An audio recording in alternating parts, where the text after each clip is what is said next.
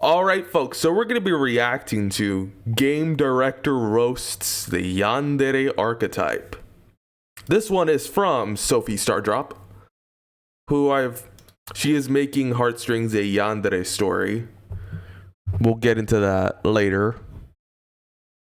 And honestly, let's hear her out. So, yanderes kinda suck. Well, not really.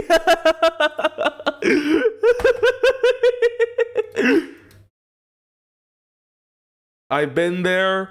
They kind of do suck. Or maybe I don't know if I'm saying that sincerely, but honestly, I can see where you're coming from. But I don't like what people think a yandere should be. If you've been on the discourse regarding yanderes, you probably have heard things like, a yandere is a girl whose world revolves around her senpai. Honestly, if you really want to look at it from a psychological perspective, she has like an obsession. An extreme obsession. Like, And a yandere should be cute, then sweet, then become violent out of jealousy. And yeah, but not necessarily. while yes, a character based on the Yandere archetype could be like that, it should not be limited by these rules. As a game director developing a game with my own take on a Yandere character, Oh yeah, that's Fumeko.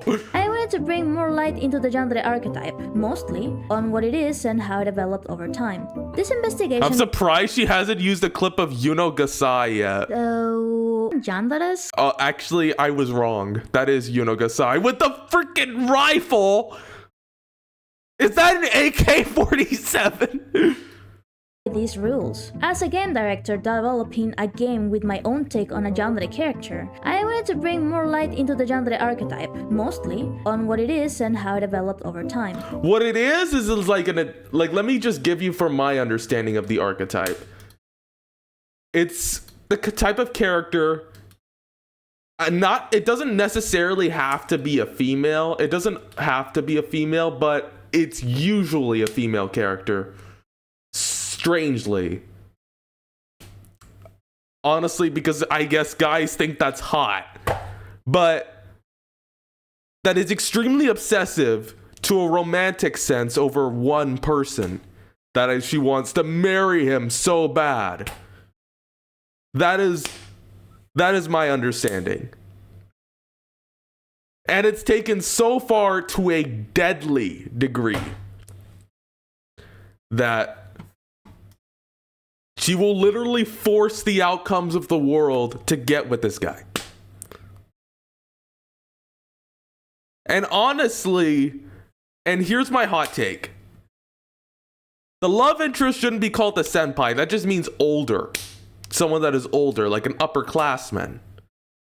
Like the more proper term would be onesama.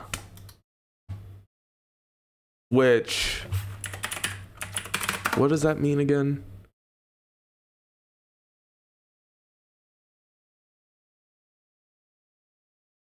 Actually, no, not Onasama. That's gonna look very wrong. This investigation took me back in time, way back before the 2010s, and in fact, way before the internet even existed. So strap in, folks, we're going to Japan. Japan! Before the yandere term even existed, there was a term for a woman considered dangerous or evil in Japan, dokufu. It has Dokufu. two kanjis. Doku, meaning poison, Oh. and fu, woman, making the kufu mean poisonous woman. The kufu came from the Edo era, time period in Japan, but gained popularity in the Meiji era, in the late 19th century. The kufu was a label given to real-life women criminals and fictional girl criminals, especially the ones who murdered their love partners. These stories were shown... Isn't that known as a Black Widow? No, I'm not talking about the Marvel character. Like, have you heard of the Black Widow spider that murders its mate? in sensationalist newspapers called Koshinbun. I'm sorry if I didn't say that correctly. These stories were not only attractive by their violence and kind of vivid and exaggerated testimonies, but also by the appeal of attractive, dangerous women. These stories also opened debate for morality and the role of women in Japanese society. But based on what I found, it's more likely their popularity came from the danger appeal. I couldn't find evidence saying the newspaper created this label or if the audience made it and the newspaper spread it. But at some point, the kufu became extremely well known, with two very well-known real-life cases, Takahashi Oden and Sada Abe. Oh. Takahashi Oden was a woman with a complicated life. Her husband passed away due to Hansen's disease, and her new partner was addicted to gambling. She asked for help to an acquaintance who agreed with the condition of intimacy. After the deed was done, he refused to pay, leading to Takahashi murdering him. This act led to Takahashi going on trial, getting caught lying, and eventually decapitated. Whoa, that's extreme. Making her the last beheading in Japan. This story Wait, really? eventually decapitated, making her the last beheading in Japan. This story was exaggerated and spread in Koshinbuns, to the point people believe Takahashi killed her husband by poisoning him, getting the nickname What? She-Demon. But She-Demon. this story was not the most popular one. The most popular one was Sada Abe's story. Sada Abe is an interesting case. By how people talk about her case online, it seems like most people saw her as just a crazy woman obsessed with her lover to the point of strangling him to death so she could have him all for herself. The case is a bit more complex though. Sada Abe was a geisha who fell in love with a man named Kishizo Ishida. I don't know what a geisha is. The problem is, he was a married man. Sada couldn't bear the idea of having Kishizo be with multiple women, so she murdered Kishizo as a way to make herself the last woman he would ever see. Sada Abe's case in particular became famous and inspired a bunch of art, novels, and even movies that mixed intimacy and violence. A lot of the kufu stories challenged the expectations of women at the time, and this defied expectation is something that remained in time and could be considered the predecessor of what we now know as a yandere. All right, for this intermission, I'm gonna make a brief intermission as I'm going to pause this. Pause. There. Yandere comes from yanderu, meaning mentally ill or dere, which means lovesick. unstable, and dere, Yeah, meaning in love or infatuated. Yes, like basically what I said. I've actually done like an entire explanation on this before. These meant yanderes were passionate but unstable lovers, Exactly. very similar to what people thought of the kufus. While the kufus could be considered yanderes, the term didn't become widely spread until the 2000s. And one of the first popular characters to be seen as a yandere by Western audiences was Kotonoha Katsude from School Days. School Days was originally a visual novel with over 20 endings, so... Over 20 endings? Hold on, is it on Steam? Let me see if it's on Steam.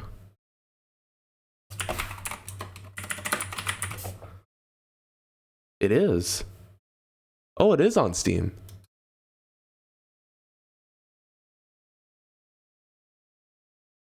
But all the listing is in Japanese. But we'll get into that later. If you want me to play it on stream, I can, but I'm gonna have someone like proof through it to make sure that some of the content... the anime adaptation instead, which takes an interpretation of one of the endings. School Days follows the story of Makoto Ito, a high school student who falls in love with Kotonoha Katsude, a beautiful shy girl he sees on the train towards school. Sekai Sayonji, Makoto's friend, helps him get with Kotonoha. The anime continues, This is gonna be a big... showing how Makoto tries to pressure Kotonoha into being more intimate with him. She rejects his advances over and over again, and after getting rejected so many times, he gets tired of Kotonoha and pursues his friend Sekai. Makoto ends up convincing Sekai to be his secret lover, telling her that he loves Sekai more than he loves Kotonoha. After this point in the story, Makoto plays with both girls and even has affairs with other students from That isn't... Yeah, that gets pretty crazy.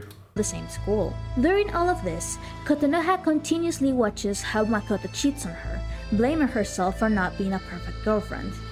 One of the girls Makoto was having an affair with kisses Makoto right in front of Kotonoha, making Makoto finally Yeah, that escalated quickly indeed. break up with her. Kotonoha doesn't take this very well, and still blames herself for what happened, while Makoto enters a huge problem when Sakai lets him know she is pregnant with his baby. Every girl Makoto ever played with abandoned him, making him regret what he did to Kotonoha. Kotonoha and Makoto make up, with a supposedly changed Makoto who wants to take their relationship more seriously. Sakai attempts to speak with Makoto, but Makoto just tells her to get an abortion. Oh, no. She said a very not okay word. That is a very not okay thing. Listen, I feel very strongly about abortions. Please don't bring this up. Hopefully that's not brought up again. I'm not gonna elaborate. Sakai goes to Makoto's place to talk about the procedure, and when Makoto turns his back around, Sakai murders him. Sakai leaves, leaving Makoto's body behind. Kotonoha arrives sometime later and finds her dead lover on the scene. She cuts his head, puts it on Sakai murders him. Sakai leaves, leaving Makoto's body behind. Kotonoha arrives sometime later and finds her dead lover on the scene. She cuts his head, puts it in a bag, and uses his phone to text Sakai to Hello? school rooftop. Kotonoha confronts Sakai, asking if her pregnancy was real. She shows Sakai the bag with Makoto's head, and murders her to open her stomach and confirm the baby never existed. The anime ends with Kotonoha in a boat, hugging Makoto's head. This anime That is dark. That is fucking dark.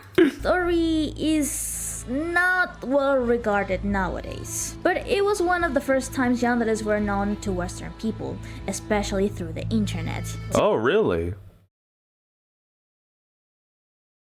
This led to an even bigger popularization of yanderes because of characters like Yuno Gasai from Yuno Gasai, yeah, from Future Diary. Mirai Nikki. Oh, she's just using the Japanese name. Okay. But there's a point I want to bring before we continue with the timeline.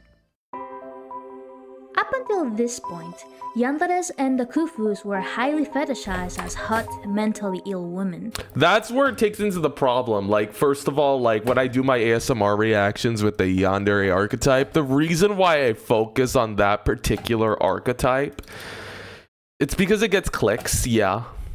I just find it interesting. I found it interesting. It gets clicks. And that's what works when I do this series.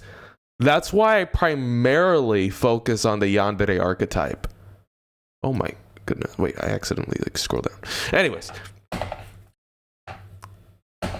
It's interesting, and second of all, it gets clicks. I have to do the Yandere women because I tried the male Yandere ones. It wasn't as successful. I really tried deviating. I tried the tsundere. It wasn't as successful as the yandere. Yeah, exactly. It's overused, very clickbaity. But the term is too overused where people get confused of what is and what isn't a yandere. Exactly. I agree with you, Techno. So that's what works. What was it? Let me just... Yanderes and the kufus were highly fetishized as hot, mentally ill women. But the thing is, although I kind of, like, some people actually, simp over this, and I might joke around with some of friends about the yandere simp, and they might jokingly call me that. But I'm gonna be honest with you, I am aware how dangerous a woman like that would be. I am aware.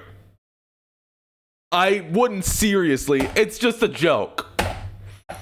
It's just a joke. I am highly aware of it.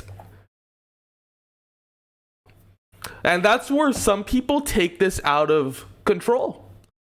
Like the Yuka Takaoka incident that happened in 2019 in Japan, which some people were like romantically like thinking like, I can fix her. No, you cannot. She is mentally ill. Well, I'll keep it YT friendly. We're ready. So, I'm not going to really elaborate, but I have some, if you want me to cover it in that case in particular, I will do an entire video explaining it. Maybe. I don't know if I will. So, and people were like saying like she's pretty, but objectively she is attractive, but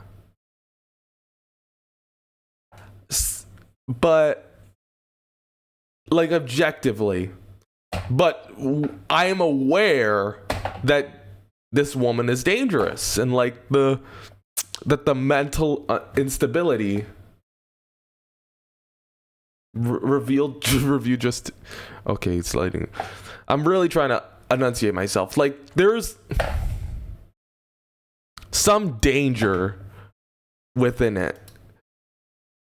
Just like when it comes to stuff with this archetype, take it with a grain of salt. Just get sober for 1 second. Just get sober for 1 second and realize that a woman like that is actually dangerous.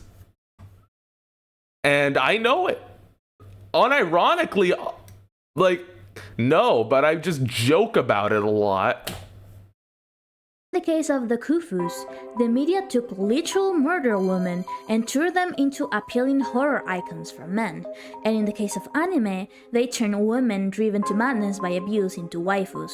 School And there's Days is interesting because Sekai is not seen as a yandere, despite being the one to commit the crime. This is because the one being mostly focused was Kotonoha, the one considered the weakest and more beautiful between the two, and the one who was pushed to the breaking point. Yes, Sekai is considered a yandere, but she's not given even the slightest bit of spotlight compared to Kotonoha, the one the creators want you to focus to feel pity and attraction for. It's not a secret these types of stories were marketed to men, and this is crucial because it shaped the early stages of the archetype into only being cute and shy girls driven to madness exclusively because of their love life. This worked The well girl doesn't have to be cute and shy.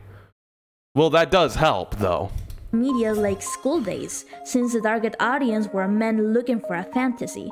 But as time went on, more people started to see the Yandere archetype and the potential it could have for different kinds of stories, exploring new possibilities based on the concept. After these stories became more known to other audiences, a culture for yanderes started on the internet, creating what we call the internet era of yanderes. Oh, goodness.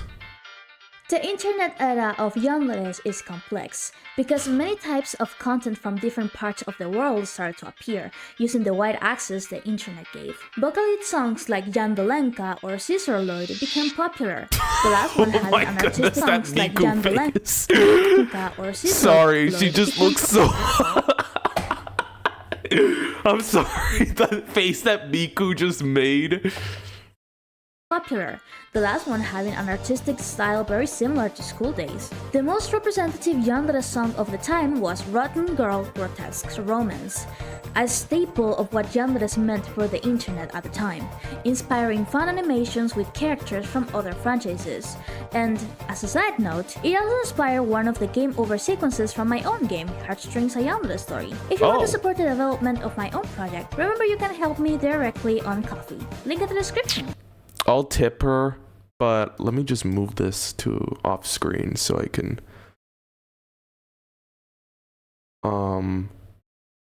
it's in a different currency, so this should be a little bit more complicated. I wish you well.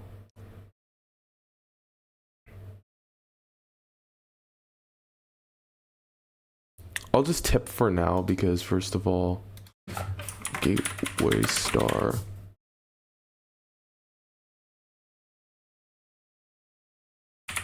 Let me refresh it.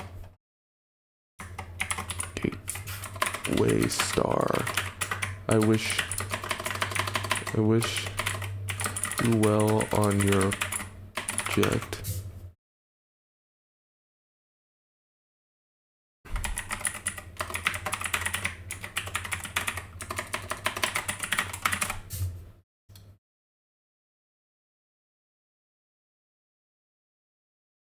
Alright, I'm gonna have to... Alright. You know what? Not right now. I'm not on stream, actually. One of the most important yanderes at the time was Yunokasai, creating the iconic yandere pose.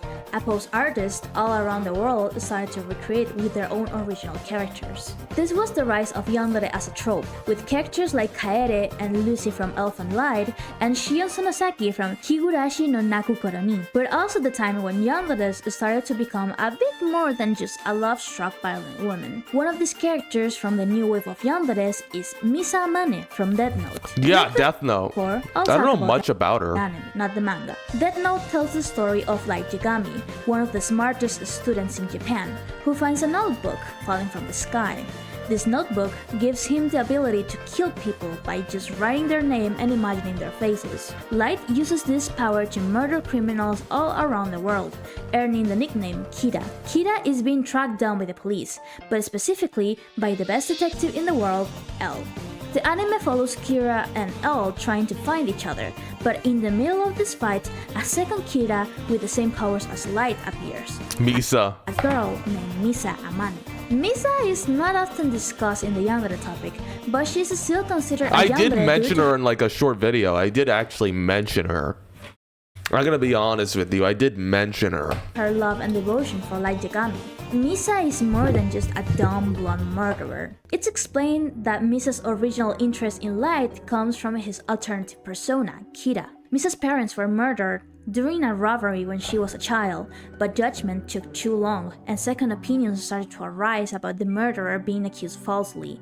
Kira killed the murderer, making Misa feel like justice was finally served. While Misa loves Kira and has a massive crush on Light Yagami, her original motives were less related to love and more related to feeling validated and wanting to be useful to help people who were in her position. To some extent, finding a purpose in a life by fighting for a cause bigger than herself. Another thing interesting to note is that while Misa murders people for Kira, she doesn't murder them out of jealousy or possessiveness. Yes, she is jealous of other women near Light, but she doesn't murder them.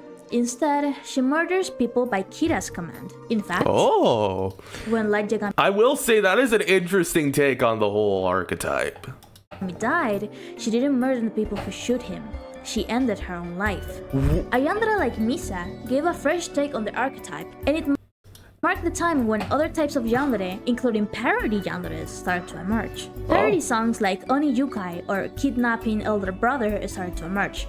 This song was a parody of the Vocaloid song Meltdown. In Oni Yukai, we see Miku, Luka, and Rin kidnap their older brother, Kaito, and make him theirs, let's say.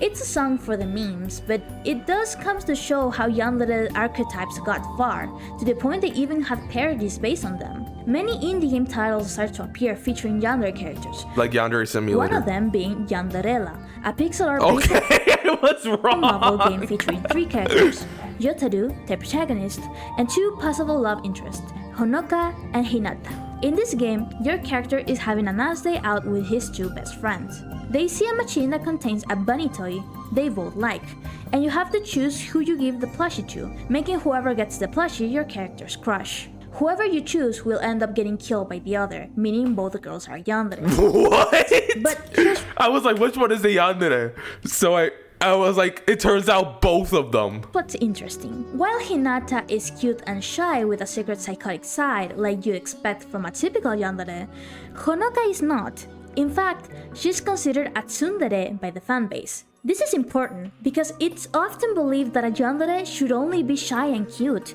but characters like Honoka show yandere characters can have multiple types of... It's just I only consider the yandere the obsessive state. The obsessive state. The obsessive love state. And I don't know, this isn't an actual disorder as defined as obsessive love disorder.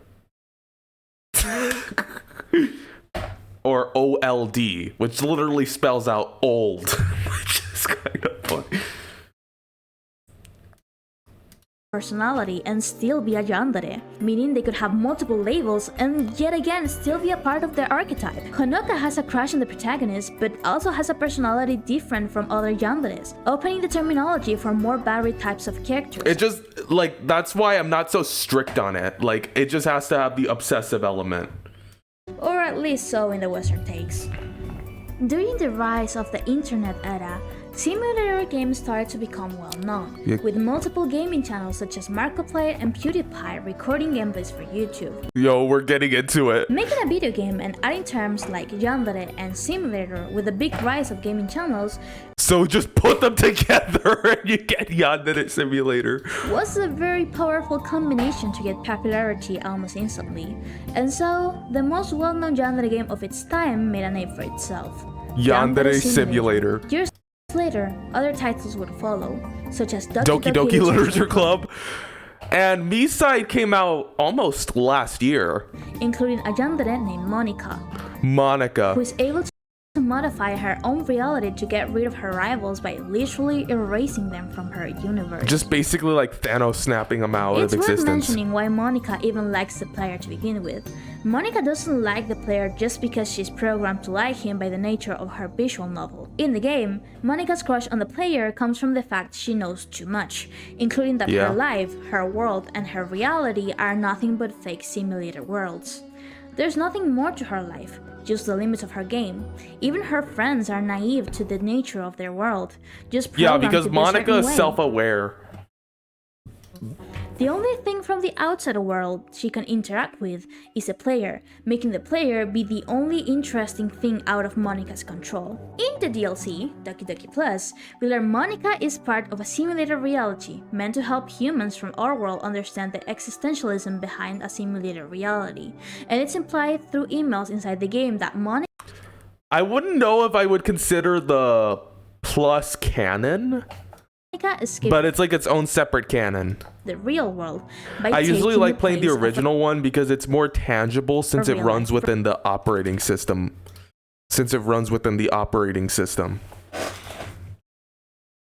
Therefore, tampering with the files, like I get to show you. Understand the existentialism behind a simulator reality, and it's implied through emails inside the game that Monica escaped the real world by taking the place of a real-life person, which, again, makes Monica a much more complex character and an interesting take on the Yandere archetype. Despite this, Yandere Simulator remained one of the top depictions of Yandere in media, especially because of the huge amount of gameplay content on YouTube. It's hard to summarize Yandere Simulator's story at this point, since it had little to none. Ayano Aishi was our protagonist, a schoolgirl who one day finds Taro Yamada, her upperclassman or senpai by Japanese terminology. Yeah, Ayano never felt that's what it means. It doesn't mean lover. Senpai just means upperclassman. That's basically what it means. That's what I brought up earlier.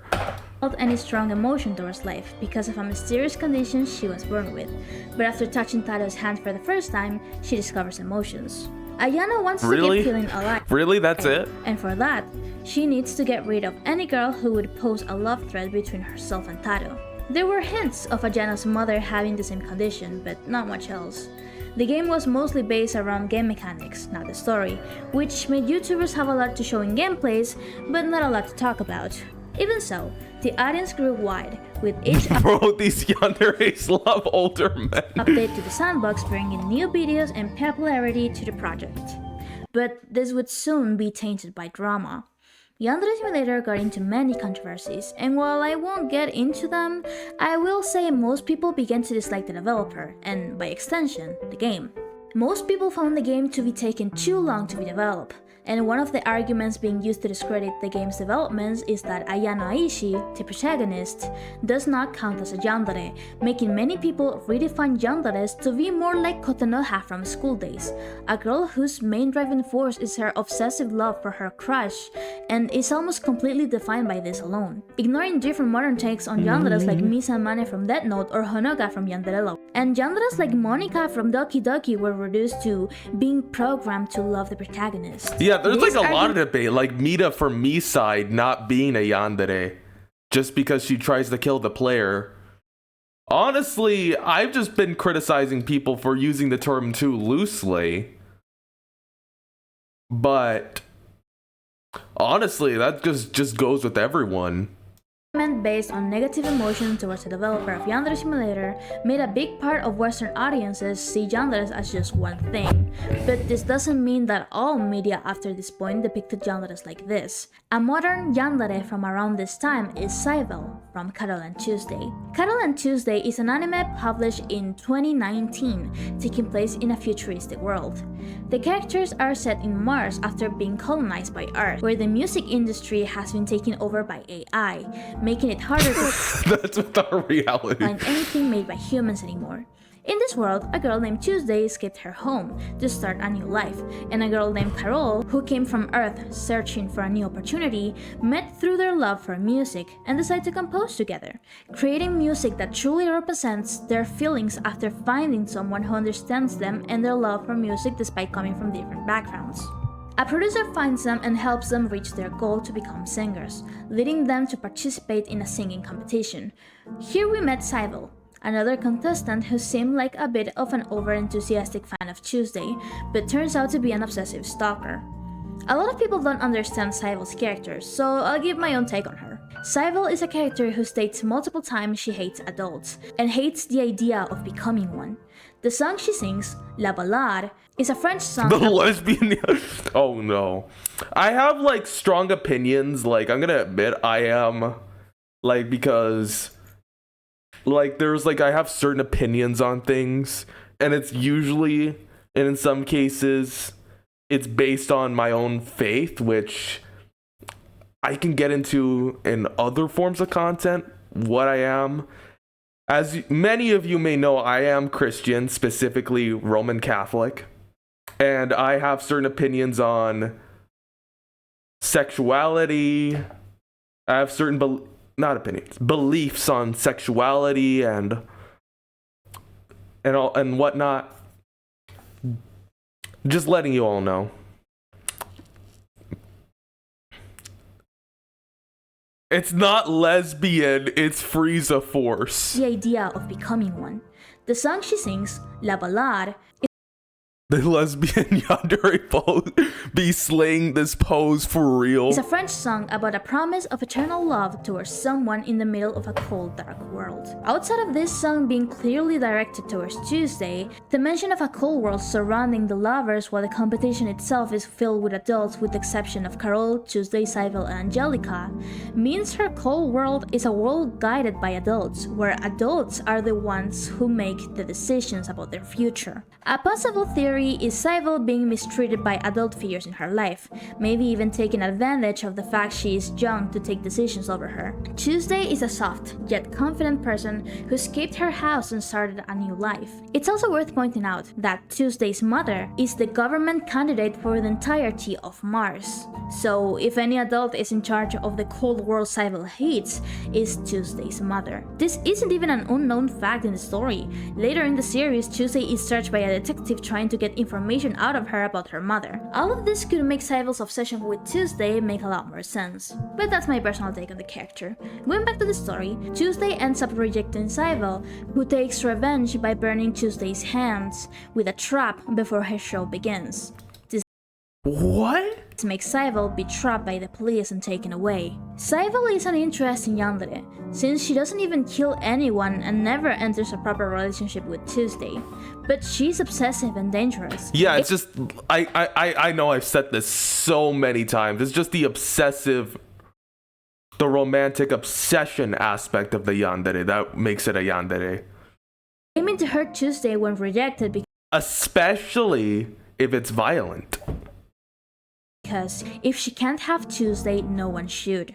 And it may just be my take, but I believe Tuesday's hands were burned precisely because Saivel didn't want Tuesday's music to be heard by anyone ever again. While Saivel is clearly a commentary on obsessive fans, and sometimes gets included in yandere lists, sadly there's not much information online about her, since Carol and Tuesday is an anime it doesn't have a big fan base, so I'd recommend give it a watch. It's very soft and interesting anime for the world we live in right now, and I would love for more people to see it. Also, yes, Cybele is a lesbian yandere. Hooray! Yep, I know. Despite this, the Western mostly keep their eyes on Yandere Simulator drama, making the concept of yanderes be tainted by it. The aftermath of the drama gave yandere fans in the West a very arbitrary definition of what yandere is. Oh, this is where the fun begins. We have the cat girl, that pink-haired cat girl from that one video, and we have Mita. B. Other games have come out after this, including With You Till the End and Me-Side. With You Till the End has you trapped with an AI girlfriend you can talk to using ChatGPT, while Me-Side is about a game character called Mira trapping you inside her game. All of these projects have a common denominator, being a character trapping you inside their location and having their entire world revolve around you, either by only interacting with you directly or being literally programmed to be your girlfriends. And while these concepts are perfectly fine takes on a Yandere archetype, they don't leave the arbitrary terminology of what a yandere should be in the aftermath of the Yandere Simulator drama.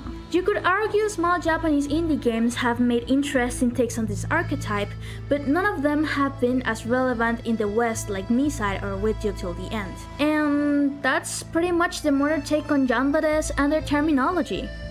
It sucks because even nowadays I see people saying that Mira from Me-Side is not a yandere because if she is a yandere then she's somehow less interesting, which What?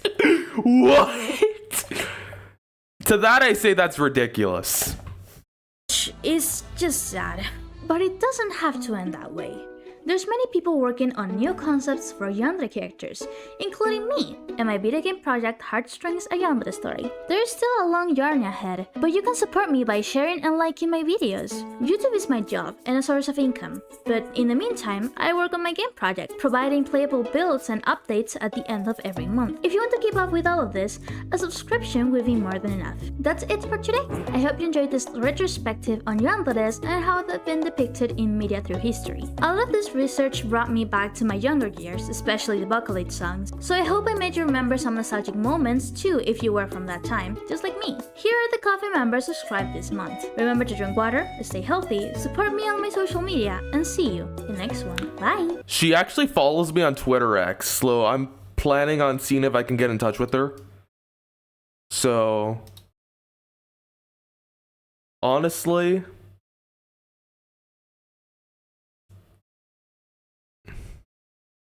let me just go ahead and